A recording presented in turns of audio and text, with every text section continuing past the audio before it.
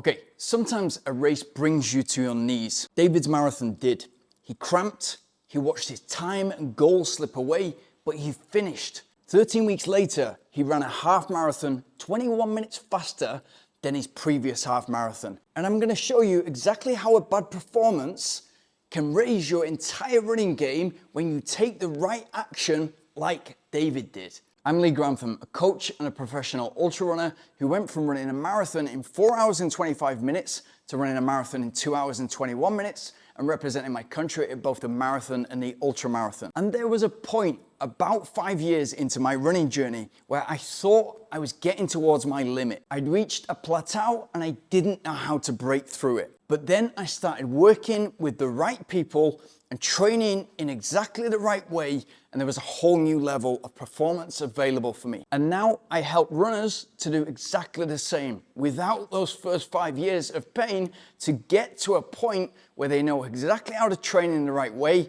remove all the guesswork from the progressions, and run faster times than you currently think are possible. So if you've got the work ethic, the discipline, and the positivity, and you want the knowledge and guidance to get you towards your potential as a runner, then please get in contact by booking a call in the link in the description. When I first spoke to David in June, he'd been running for just a year. He'd run 1 hour 46 for the half marathon, then tried a marathon, and in his words, it was an emotional, transformative, and very, very difficult experience. And if you've been there, you know the feeling. You feel like you've got way more to give, but you just don't know how to put that into practice. Now, I think a hard marathon like that or hard race is the best thing that can happen to a runner. After a hard race, there's a moment.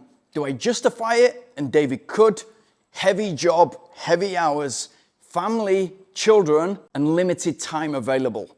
Or do you get curious? And that's exactly what David did. He looked for a coach, not just to run a faster time and to get that PB, but to learn how to train, to learn how to run in the right way. He knew he was capable of more, but he wanted to know if every single run, every single training session made sense, had reason, and was optimized, what would he then be capable of? He didn't need motivation. He's already extremely driven. He wanted the method that would also respect the commitments that he had going on in life and the limited hours that he had to train and how to best use those hours. When a race, especially a marathon, it means so much to you. You've been training for months for it, and then it all goes wrong. It's a great starting point, and it's the best thing that ever happened to me as a runner, and it's certainly the best thing that happened to David. It forces us to learn how to run in the right way. It helps us to, in the moment,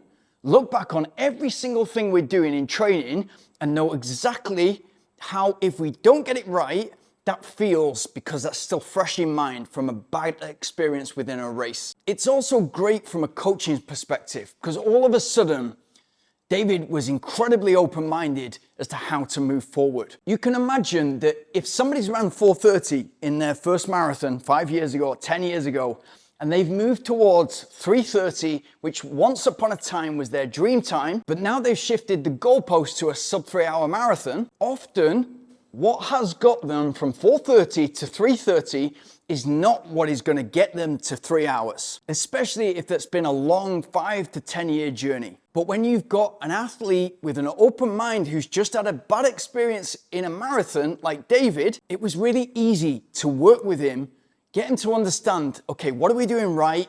What are we doing wrong? What can we improve? As many different things as we possibly can improve, and how each one of those affects the rest of our running game for the good. Whilst at the same time, we're respecting what else is going on in your life. Okay, children, big commitment.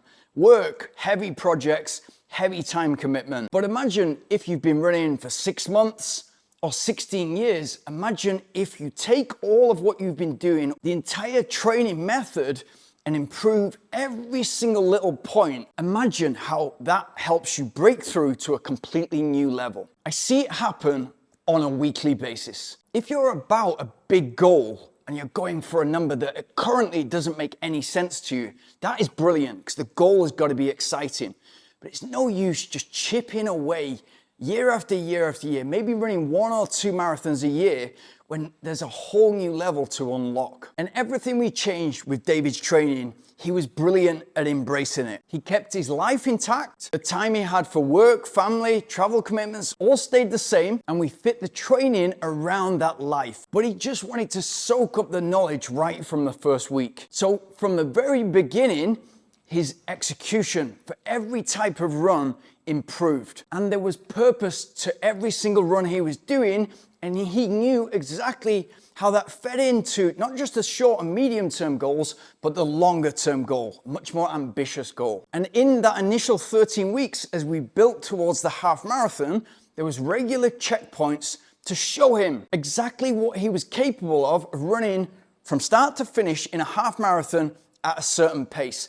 Imagine what that does to you when you remove the guesswork and, well, I think I'm capable of this, to this is what the training is showing me. Imagine how that feels when you go from pacing problems, severe cramps, slowing down and fighting to the finish, to knowing exactly what pace you can hold from start to finish with confidence. And then he executed the race perfectly. He paced it like somebody who'd been running for 10 years, not 1 year.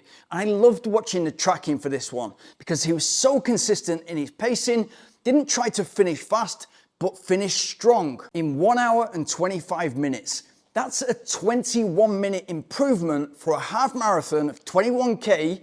It's 1 minute per kilometer faster than his previous half marathon. And the great thing about this is that's not his primary goal. So he ran that very much in control, because when we first spoke in June, the primary objective was getting the marathon right and running a sub 3 hour marathon. So the timing of that half marathon and how he ran it was perfect in the way that it feeds into his primary A goal. And that puts him in the perfect place on trained, fatigued legs, being able to run significantly faster for the half marathon and the equivalent time that we need him to run, with still lots of time before his marathon goal. And again, imagine after getting the pacing, severe cramps in the marathon and having a bad day, but turning that and smartly using it to your advantage to look at your entire game, and then just a few months later, run the equivalent time on trained legs to put yourself in a great place to be able to do exactly what you set out to do and run that sub 3 hour marathon, which, as I always say, still a moving target. We still could go quicker. Imagine